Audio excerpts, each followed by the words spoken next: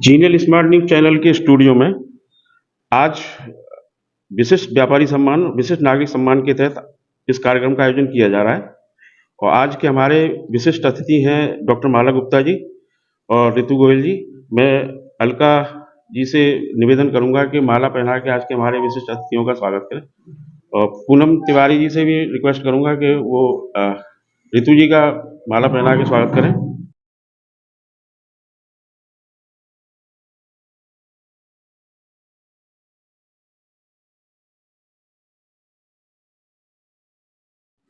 आज हमारे बीच में समाज सेवी बॉबी अग्रवाल जी जौनई वाले उपस्थित हैं और मैं उनसे निवेदन करूंगा कि वह मंच पे आएं।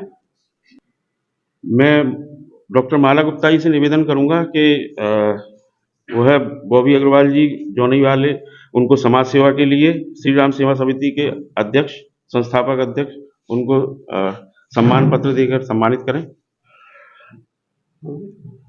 आपको समाज सेवा की प्रेरणा किस तरह से मिली, थोड़ा बताएं। समाज सेवा की प्रेरणा मेरी माँ और मेरे पिताजी से मुझे मिली। जब मैं गांव में था तो मेरे पिताजी प्रिंसिपल थे स्कूल के और मेरी माँ गृहिणी थी। तो पिताजी ने और मेरी माताजी ने मुझे समाज सेवा करने का अवसर प्रदान किया कि बेटा आज जो तुमको हमने बनाया है तो आज ये हमारी एक प्रेरणा है आपको कि आप समाज सेवा जरूर करना। जो भी गरीब हो, असहाय हो, बीमार हो, उनकी आप पे जैसे बन सके, जिस तरीके से बन सके समाज सेवा करना। इसीलिए मैं समाज सेवा में करते करते मुझे लगभग आज 25 साल हो गई। मैं ये मान लीजिए आप कि अगरबंधु समन्वय सभी जितनी भी समिति हैं उनमें काफ़ी मैंने समाज का योगदान दिया है। उसके बाद फिर मैंने श्री राम सेवा समिति का गठन किया और आज श्री राम सेवा समिति को भी 7 साल करीब लगभग हो गई हैं समाज का कार्य करते करते। और श्री राम सेवा समिति सामूहिक एकादशी उद्यापन कराना गरीब परिवारों का श्री राम सेवा समिति कराती है। जिस पे पैसा नहीं होता है वो भी समिति बिगैर पैसे के कराती है। सामूहिक एकादशी उद्यापन, गरीब बच्चों की पढ़ाई का खर्चा श्री राम सेवा समिति और गरीब कन्याओं की शादी श्री राम सेवा समिति द्वारा हर साल और हर वर्ष लगभग वर्ष में 3, 4, 5 कार्यक्रम श्री राम सेवा समिति द्वारा कराए जाते हैं समाज के देखते। धन्यवाद। मैं बुलाना चाहूँगा अलका अग्रवाल जी को। उनको आज साहित्य के लिए और शिक्षा के जगत में योगदान के लिए हम सम्मानित कर रहे हैं। और मैं ऋतु गोयल जी से और माला गुप्ता जी से निवेदन करूंगा आप दोनों आके उनको सम्मानित करें।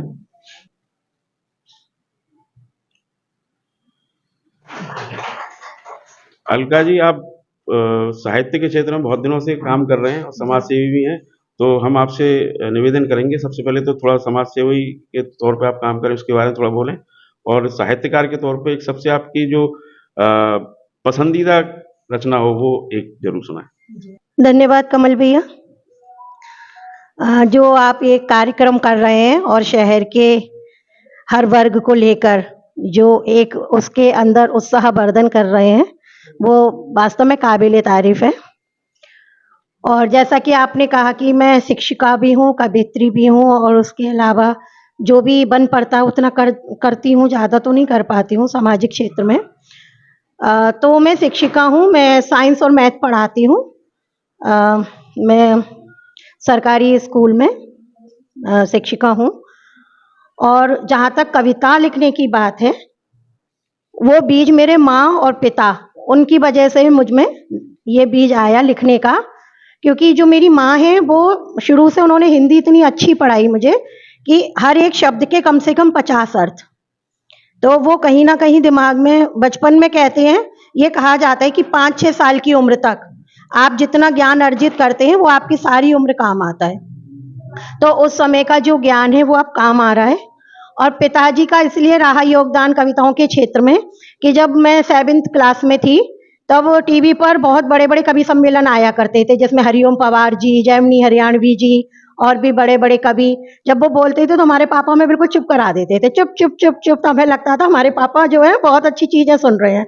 तो कहीं ना कहीं दिमाग में वो शब्द, वो बोलने का तरीका, वो विचार घर करते थे और टूटा फूटा सृजन में करने लगी थी। और धीरे धीरे समझ जैसे जैसे परिपक्व होती गई तो लेखन में पारंगत होती गई। और मेरे गुरु यहाँ बैठी हुई हैं, माला दीदी बैठी हैं, पूनम तिवारी दी बैठी हैं, इनके चरणों में बैठ बैठ के और अपने ज्ञान को मैंने बढ़ाया है। उस बीज का जो वृक्ष बना है वो आप ही की देन है। तो एक छोटी सी कविता, अभी 8 मार्च को महिला दिवस भी था और उसके साथ साथ शिवरात्रि भी थी, तो अभी परसों ही लिखी एक छोटी सी कविता है।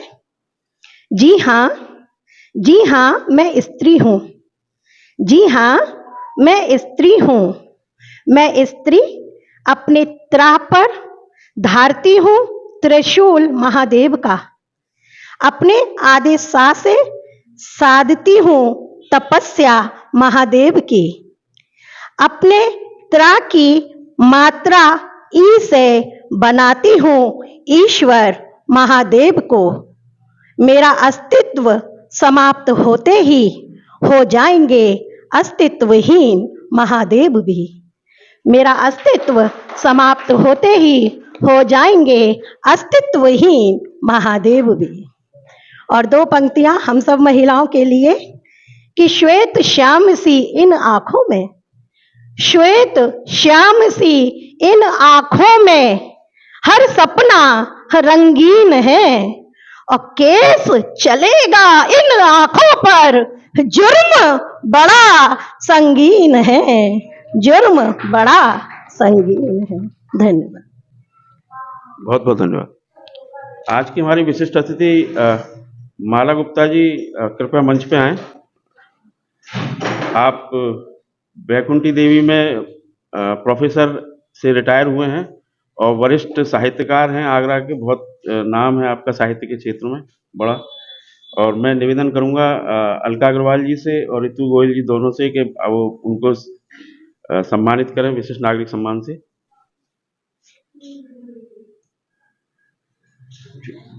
डॉक्टर माला गुप्ता जी, आप साहित्य के क्षेत्र में बहुत दिनों से हैं और बहुत बड़ा नाम है आगरा में, तो सबसे पहले तो मैं आपसे जानना चाहूँगा साहित्य के क्षेत्र में आपकी रुचि किस तरह से, कब से हुई, इस बारे में बताएं और अपनी सबसे पसंदीदा एक रचना जरूर आप सुनाएं हमारे इस कार्यक्रम में। मैं साहित्य के क्षेत्र में, वैसे तो देखिए मैं हिंदी साहित्य का शुरू से ही मुझे रुचि थी और मैंने 8th या 9th क्लास में अपनी पहली कविता लिख दी थी। और उसके बाद धीरे धीरे मेरी माताजी भी लिखती थी, तो उन्होंने मुझे प्रेरणा दी कि तुम भी लिखना शुरू करो। तो मैंने लिखी, जबकि मैं वैसे तो समाजशास्त्र विभाग की प्रोफेसर रही हूँ, समाजशास्त्र पढ़ाती हूँ, लेकिन समाजशास्त्र को मैंने देखा समाज से जुड़ा हुआ है, तो मेरी अधिकतर कविताएं समाज से ही जुड़ी हुई हैं। समाज में जो भी होता है उससे जुड़ करके ही मैंने कविताएं लिखी हैं अपनी। और इसके अलावा मैं अखिल भारतीय महिला परिषद के रूप में समाज सेवा करती रही हूँ और 10 साल अखिल भारतीय महिला परिषद सिविल सिटी शाखा की 10 साल सेक्रेटरी रही हूँ। इसके अलावा मैंने खेल के क्षेत्र में भी पदार्पण किया था और मैं खेलों के समाजशास्त्र पर मैंने हिंदुस्तान में पहली PhD हुई थी, वो मैंने करी थी। और हिंदुस्तान की टीम लेके 5-6 बार विदेश भी जा चुकी हूँ एज मैनेजर। और इसके अलावा जो आप कहना चाहें। और अब तो मैं ज़्यादा सक्रिय नहीं रही हूँ क्योंकि मेरा निवास जो है बहुत पहले इधर ही था तो सक्रिय थी, अब बिल्कुल शहीद नगर की तरफ हो गया है तो निवास कम है, लेकिन परिचितों से मिलती रहती हूँ तो बहुत अच्छा लगता है। आज भी मैं ऋतु से और अलका से बहुत दिनों बाद मिली। साहित्य साधिका में तो मिलती रहती हूँ, मैं साहित्य साधिका की भी प्रेसिडेंट रही हूँ, नारी अस्मिता की भी प्रेसिडेंट रही हूँ, वनिता विकास की भी प्रेसिडेंट रही हूँ, लेकिन मैंने धीरे धीरे करके वो सब प्रेसिडेंटशिप छोड़ दी, केवल मेंबरशिप रहती, क्योंकि प्रेसिडेंटशिप में जितनी जिम्मेदारियां निभानी होती हैं वो अब मुझे लगता है दूसरों को दें, दूसरे आगे बढ़ें, मैंने अपनी जिम्मेदारियों को कम कर एक अपनी एक छोटी सी रचना जरूर सुनाएं। रचना होती है, लेकिन आज मैं बिल्कुल छोटी सी कविता लेकर के आई हूँ जो मेरी काव्य शैली है उस पर आधारित है। मैं यथार्थ लिखती हूँ, मैं यथार्थ लिखती हूँ, लोग कहानी गढ़ते हैं। मैं यथार्थ लिखती हूँ, लोग कहानी गढ़ते हैं। मैं एहसास लिखती हूँ, लोग अल्फाज पढ़ते हैं। मैं एहसास लिखती हूँ, लोग अब अल्फाज पढ़ते हैं। गलतियाँ हर शख्स से होती हैं, गलतियाँ हर शख्स से होती हैं, दोष दूसरों पे मढ़ते हैं। देखिए समाज में यही हो रहा है, गलतियाँ हर शख्स से होती है, दोष दूसरों पे पड़ते हैं। इंसान वही तो महान है जो सपनों के लिए मुश्किलों से लड़ते हैं। इंसान वही तो महान है जो सपनों के लिए मुश्किलों से लड़ते हैं, क्योंकि जो हार नहीं मानते वही मंजिल पर चढ़ते हैं, वही मंजिल पर चढ़ते हैं। धन्यवाद। अब मैं बुलाना चाहूँगा डॉक्टर शिवालिका शर्मा जी को। मैं ऋतु गोयल जी और भावना मेहरा जी से निवेदन करूँगा, कृपया मंच पे आके आपको सम्मान पत्र देकर सम्मानित करें। डॉक्टर शिवालिका शर्मा जी, आप बहुत अच्छा काम कर रहे हैं पिछले कई सालों से काफ़ी सारे क्षेत्रों में। थोड़ा सा हमारे दर्शकों के लिए भी कुछ बताएं। सभी को मेरा प्रणाम, और मेरे जितने भी सभी अग्रजन ही हैं, बस उनका आशीर्वाद चाहिए। मैं डॉक्टर शिवालिका शर्मा, मैं एक डेंटिस्ट एंड सेलिब्रिटी कॉस्मेटोलॉजिस्ट हूँ, आगरा की सबसे पहली, और बोटॉक्स एक्सपर्ट भी हूँ, जो आजकल लोग अपने आप को यंग रखने के लिए रिंकल रिडक्शन जो होता है ना, उसके लिए जो ट्रीटमेंट्स होते हैं, मैं वही सारे ट्रीटमेंट्स की एक्सपर्ट हूँ। और अभी पिछले 1 साल से मुंबई में मैंने ट्रेनिंग लिया एंड अभी सारे एडवांस ट्रीटमेंट्स कर रही हूँ। इसके साथ साथ जो मैं एक सोशल सर्विसेज करती थी, वो आज से ही नहीं, मैं बहुत छोटी थी, मुझे याद है शायद मैं 6 या 7th क्लास में पढ़ती थी, और अपने सरस्वती विद्या मंदिर में, शिशु मंदिर के बाद जो विद्या मंदिर होता है, मैं वहाँ से पढ़ी हुई हूँ। तो वहाँ पर मुझे बुक बैंक का इंचार्ज बनाया गया था, और मैं 12th तक के बच्चों को बुक्स फ्री में दिया करती थी। तो ये वहीं से ही एक बीज पड़े थे जो कि आज तक चलते आ रहे हैं। मैंने विभिन्न क्षेत्रों में कार्य किया है, और चाहे फिर वो स्टडी के क्षेत्र में हो, मैं गोल्ड मेडलिस्ट भी रही हूँ। ब्यूटी पेजेंट्स में अगर लिया जाए तो मैं 2021 में मिस इंडिया इंस्पिरेशन दिल्ली में आयोजित हुआ था, वहाँ पर मैं विनर रही हूँ। तो आई फेल्ट कि वहाँ कैसा लगता है एक कैंडिडेट बनके, क्योंकि आप जब है ना जज बन के जाते हैं तो एक अलग बात होती है, और जब आप एक पार्टिसिपेंट बने होते हैं तो एक अलग बात होती है। उसके बाद 2018 से मैंने कॉस्मेटोलॉजी की जर्नी स्टार्ट की, और मुझे एक था कि सेलिब्रिटीज़ अपने आप को हमेशा इतना यंग कैसे रखते हैं। तो बस यही एक चाह थी जो मुझे यहाँ तक आज लेकर आई। मैं आज शायद बहुत सारी वुमेन्स की इंस्पिरेशन हूँ मेरी एज ग्रुप पर, और ये सब चीज़ें तभी होती हैं जब आपके साथ आपकी ज़िंदगी में कोई परिस्थिति ऐसी आती है जिसने एक वक्त में आपको बिल्कुल तोड़ दिया हो। आप एकदम इमोशनल, मेंटली हर तरीके की ब्रेकडाउन कंडीशंस में होते हैं, और उस वक्त अगर आप उठ करके खड़े होते हैं, तब आपको समझ में आता है कि मुझे उस समय पर किस किस चीज़ की ज़रूरत थी, एग्जैक्टली जब आपने उसे महसूस किया होता है। तो ऐसी ही कुछ परिस्थिति मेरी लाइफ में भी आई, जो मैंने कभी सोचा नहीं था। फिर उन परिस्थितियों से सभी के आशीर्वाद, और एक कहते हैं ना, एक आपने किसी एक शक्ति को, पूजा को पकड़ा होता है, तो बस उस सब के बल पे निकली मैंने खुद को खड़ा किया, और आज मैं हर उस लड़की को, उस हर मतलब औरत को मैं मजबूत बनाती हूँ मेंटली, क्योंकि मेंटली स्ट्रांग होना सबसे ज़्यादा इम्पॉर्टेंट होता है किसी भी चीज़ से फाइट करने के लिए। मैंने खुद को इसी तरीके से निकाला, खुद को मैंने, क्योंकि मैंने एक अच्छी हायर एजुकेशन ली, मेरे पेरेंट्स भी डॉक्टर हैं, और मैं भदावर एस्टेट राजा हरिदमन सिंह जी के मतलब उसमें मेन मतलब उनका जो किला है नौगवा भदावर, हम लोग उनके पुरोहित खानदान से, तो I just belong to a traditional family, तो हमारे एक ट्रेडिशंस चलते आ रहे थे। लेकिन मैंने खुद को, अब हर चीज़ देखना होता है क्योंकि लड़की के ऊपर बहुत सारी जिम्मेदारियां होती हैं, हर तरीके की, समाज की, परिवार की, कुल की, खानदान की और खुद की सबसे बड़ी।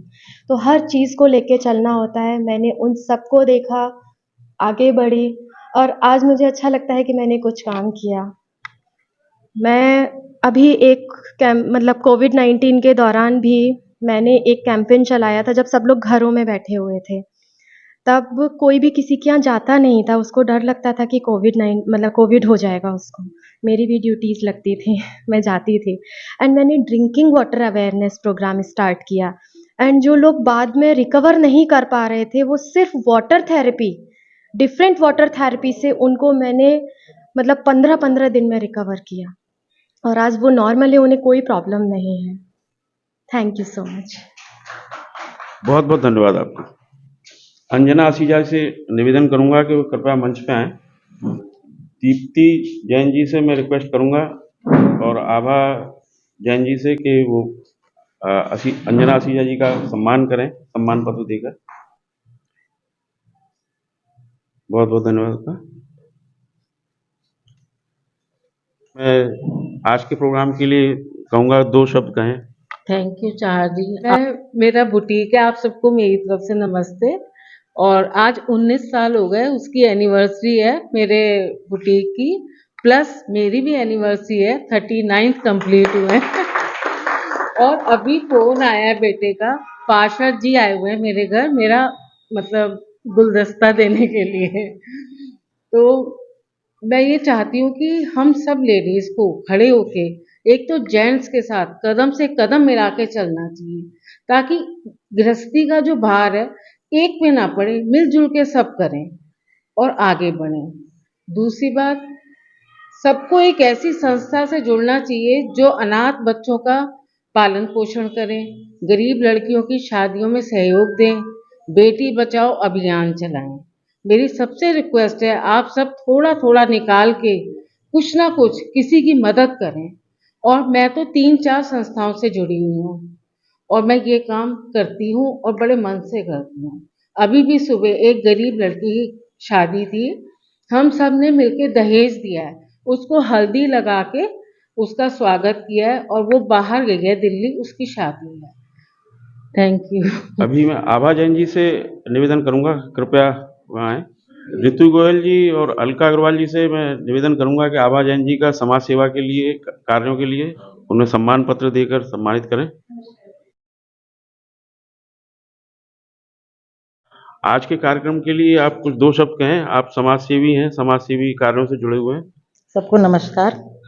मैं माधवी अग्र महिला मंडल से जुड़ी हुई हूँ, जिसमें हम सामाजिक और धार्मिक दोनों कार्य करते हैं। जैसे सामाजिक कार्य में अनाथ आश्रम की जो बेटियां होती हैं, जिनका कोई मायका नहीं होता है, उनके हम मायके के रूप में उन बेटियों को बुलाते हैं। करीब 50 बेटियां हमारे यहाँ आती हैं सावन के महीने में, उनको हम पूरा मायके का सुख देते हैं, विद फैमिली बुलाते हैं उन्हें और उनको एक रात रखते हैं, अपने पास उनके दुख सुख की सुनते हैं। उनके ससुराल में कोई प्रॉब्लम होती है वो भी सॉल्व करते हैं हम लोग। तो हम मतलब बड़ा अच्छा लगता है, बच्चे नानी नानी क्या क्या हमें पुकारते हैं और उस समय हमें ऐसा लगता है कि मतलब हमारा कितना बड़ा परिवार है हमारे महिला मंडल का। दूसरे हमें जैसे कुष्ठ आश्रम में जाते हैं, कुष्ठ रोगियों को अछूत माना जाता है, तो हम उनके साथ सहभोज का प्रोग्राम भी करते हैं। उनके साथ बैठ के हम लोग साथ में भोज करते हैं, सामूहिक विवाह भी करते हैं। और हमने अभी जो कोरोना में मृत आत्माएं थी जिनके परिवार नहीं रहते, उनके लिए श्रीमद् भागवत कथा का आयोजन किया था, जिससे उन मृत आत्माओं को शांति मिले। तो इस तरह समय समय पर जो भी बनता है वो करते हैं। मैं निवेदन करूंगा पवन इंदौलिया जी से, कृपया वह मंच पे आएँ।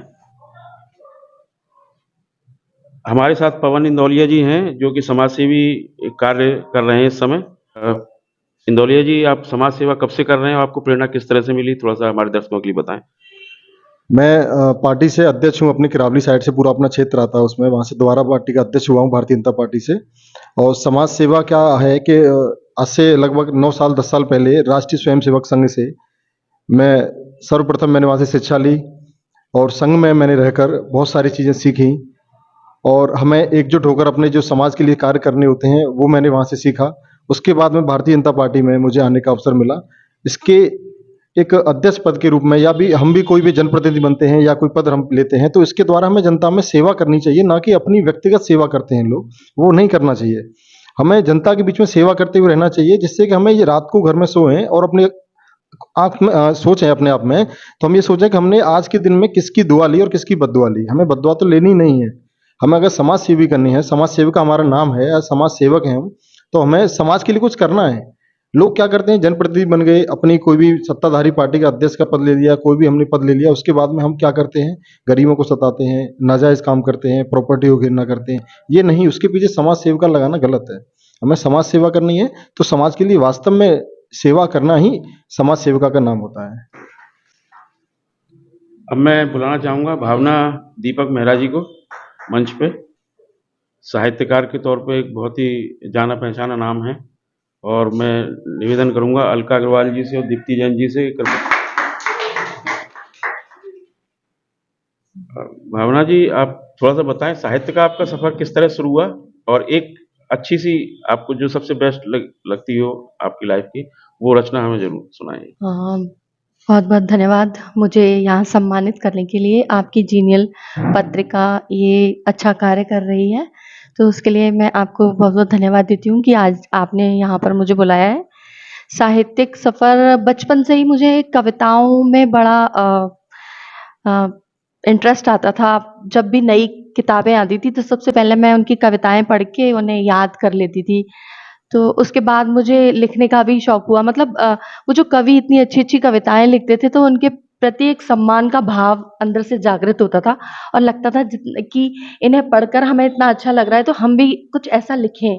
तो मैंने अपनी शुरुआत में एक रचना लिखी थी। वो उस समय मुझे नहीं पता था कि व्याकरण क्या होता है, गीत कैसे लिखते हैं, गज़ल कैसे लिखते हैं। बस एक कविता मैंने जो सबसे पहले लिखी थी वो मैं यहाँ पर आप सभी को सुनाना चाहूँगी। और आज मैं वैसे हिंदी को आगे बढ़ाने के लिए जैसे बच्चों में हिंदी के प्रति जो उदासीनता है वो ख़त्म करने का प्रयास करती हूँ। तो इसके लिए मैं एक सेंट एंड्रूज़ में हिंदी की अध्यापिका हूँ। तो जब मैं बच्चों के बीच में जाती हूँ तो उन्हें इस तरह की कविताएं सुना के उन्हें हिंदी के प्रति जागृत करने की कोशिश करती हूँ। तो एक कविता है कि उसका शीर्षक है दुनिया शीश महल है। तो एक दिन एक कुत्ता जा पहुंचा शीश महल के अंदर। वहां पहुंच उसने देखे अपने से कई धुरंधर। नहीं समझ सका वो कि ये है उसके ही प्रतिबिंब, और उसने गुर्राने में किया नहीं विलंब। भौंका तब वह जोर जोर से, लगा मारने पंजे, लगा निकलने खून, हुए घायल उसी के पंजे। भौंक भौंक कर थक हार कर आया बाहर निकल कर, नहीं आऊंगा कभी इधर में, ऐसा निश्चय कर कर किया प्रवेश अन्य कुत्ते ने कुछ देर पश्चात। है ये कैसी जगह नहीं उसे था ज्ञात।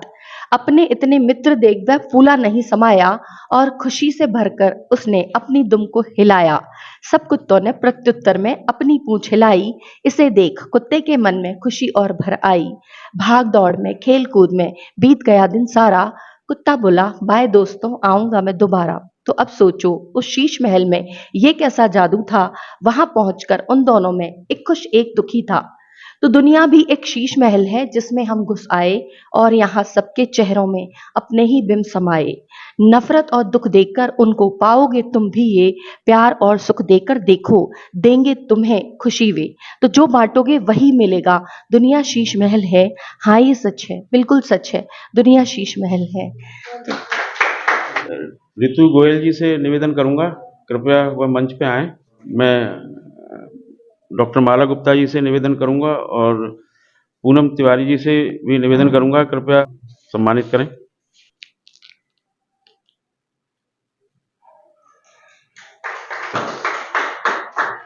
ऋतु गोयल जी पिछले कई वर्षों से गौ सेवा के लिए काफ़ी प्रसिद्ध हैं आगरा में, और आपको काफ़ी सारे कॉल भी आते रहते हैं गौ सेवा के लिए। आप तो कृपया ये प्रेरणा आपको कैसे मिली, थोड़ा सा हमारे दर्शकों को बताएं। शुक्रिया भैया सम्मान देने के लिए। मैं आपसे तो खैर बहुत पहले से जुड़ी हूँ। जब आपकी बुक आती थी तब भी बहुत अच्छा लगता था बुक पढ़ के। अभी आ रही है? अच्छा अच्छा, शायद मैंने ही बंद कर दी है वो बुक हो सकता है, पर बहुत अच्छा उसमें सबके बारे में भी निकलता था, तो पढ़कर बड़ी खुशी होती थी। बाकी गौ सेवा का मेरे देखिए बचपन से ही मुझे बहुत प्यार है, जानवरों से भी और पौधों से भी। ये दोनों शौक मुझे पापा से मिले, तो मेरा मन तो बहुत करता था, पर हम लोग जैसे पर्सनली अपने करते रहते हैं कि डॉग्स को खिला दिया या एनिमल्स वगैरह को खिलाते रहते थे, तो वो चलता रहता था। पर अब ये है कि शादी के बाद मुझे ये लगा कि वो चीज़ें थोड़ी बंद हो गई, क्योंकि आप रोडों पे निकलेंगे तभी आप उनको खिला पाएंगे। तो मेरा मन था एक संस्था बनाने का अपना, तो मैंने अपनी सब फ्रेंड्स को मिलाकर एक गौ सेवा ग्रुप बनाया अपना, जिसमें 10 या 12 लोग ही थे। तो अपने ही पैसों से हम उसमें जाकर अपनी संस्था से अपने लोगों को लेकर, और वहाँ पर हम जाके उनकी चारा वगैरह का इंतजाम करते थे, जहाँ पर थोड़ी प्रॉब्लम्स होती थी। धीरे धीरे ये सफ़र इतना बढ़ता गया कि आज 8 साल बाद उसमें करीब 150 लोग हो गए हैं। और हम लोग अब उन गौशालों में जाते हैं जहाँ पर थोड़ी फाइनेंशियल प्रॉब्लम रहती है और बीमार गायें आती हैं, तो वहाँ पर हम उनके खाने पीने का इंतजाम कराते हैं। इसके अलावा और भी कुछ प्रॉब्लम्स होती है तो हम उनको बोल देते हैं कि आप हमको बताइएगा। तो इसके लिए ये कि हमारे जो लोग जुड़े हैं उनसे कोई चार्ज नहीं लिया जाता है। टोटल जितना भी सामान होता है वो सब खर्चा मेरा होता है। बस ये होता है कि आप आ जाइए, एक बार उस चारे को हाथ लगा दीजिए तो थोड़ा पुण्य आपको भी मिलेगा। यही चल रहा है अब तक। अब तो बहुत लोग आते हैं हमारे उसमें, बहुत सबको मजा आता है। और बाकी एक मेरा प्लांट्स का भी है, जिसको मैंने शौकिया खोला था, अपना ग्रुप है मेरा व्हाट्सएप का, प्लांट लवर्स के नाम से। तो वो भी बहुत अच्छा चल रहा है। मेन उसका उद्देश्य भी यही था कि हम लोगों को, जो लोग पौधों के बारे में जानकारी नहीं रखते हैं या सोचते हैं कि हम घर में कैसे पौधे लगाएं, तो हम उनको मोटिवेट करते हैं कि आप देखिए, अगर सड़कों पर नहीं लगाते हैं तो आप घरों में पौधे लगाइए। आप घर का वातावरण अगर शुद्ध करते हैं तो जाहिर है कि आप बाजार में भी, सड़कों पे भी लगा पाएंगे।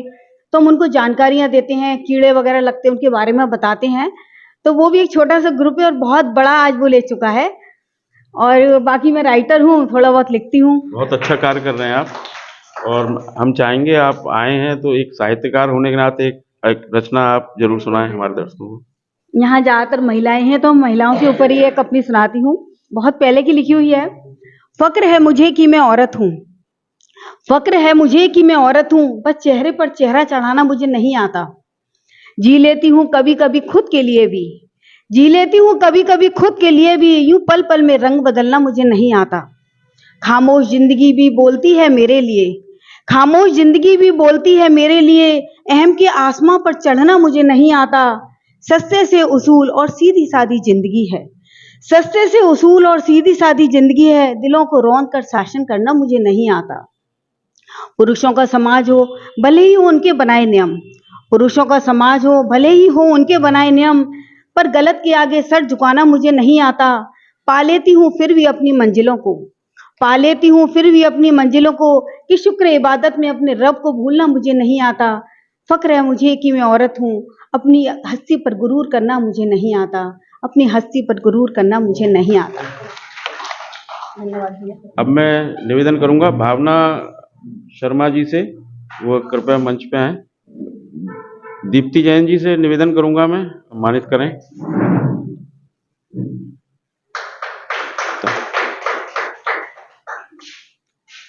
अभी मैं निवेदन करूंगा निधि गुप्ता जी से, वह मंच पे आए। क्रिएटिव वुमन के तौर पे सम्मानित किया जा रहा है। पूनम तिवारी जी से मैं निवेदन करूंगा कि वो मंच पे आए। और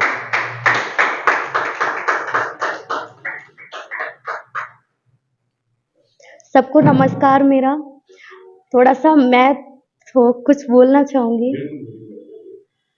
लोग यहाँ के काले बिच्छू, लोग यहाँ के काले बिच्छू, पल पल डसने वाले बिच्छू, लोग यहाँ के काले बिच्छू, पल पल डसने वाले बिच्छू, था मालूम कि डस लेंगे फिर भी शौक से पाले बिच्छू। Thank you sir. आज के इस कार्यक्रम में विशिष्ट नागरिक सम्मान में आए सभी हस्तियों का मैं धन्यवाद देता हूं, जो आज आप सभी लोग इस कार्यक्रम में आज शामिल हुए और अपने अपने विचार प्रस्तुत किए।